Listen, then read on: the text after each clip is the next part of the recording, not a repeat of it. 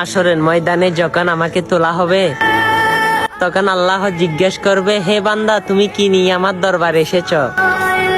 তখন আমি আমার আল্লাহকে বলবো, হে আল্লাহ, আমি কিছু আমল নিয়ে আপনার দরবারে আসতে পারি নাই, কিন্তু এর আমলের চেয়ে বড় একটা আমল হচ্ছে আমি হযরত মুহাম্মদ সাল্লাল্লাহু আলাইহি সাল্লামের উম্মত ছিলাম।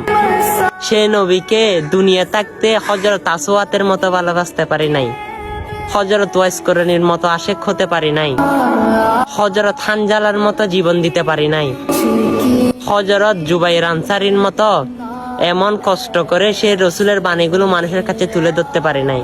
কিন্তু একটাই আমল ছিল, তার উম্মত হয়ে আমি দুনিয়াতে এসেছিলাম, সে উম্মত হয়ে আজকে হাসরের ময়দানে আমি দাঁড়িয়েছিলাম। তখন আমার প্রভু আমার রসুলের দিকে তাকাইবে, আমার রসুল বলবে, হে প্রভু, এটাই হচ্ছে আমার উম্মত, দেখেন কত মুহাব্বত, আজকে কত গর্ব অনুসারে বলতেছে সেই আমার উম্মত। ইয়া প্রভু, আজকের দিনে আপনি তাকে মাফ করে দেন না। তখন আমার রসুলের কথা শুনে আমার আল্লাহ বলবে, হাবিব, আমি চাই আপনি নবী হাসরের ময়দানেও হাসেন, তাই আপনার উম্মতকে আমি আজকের দিনে মাফ করে দিলাম। সুবহানাল্লাহ, সুবহানাল্লাহ।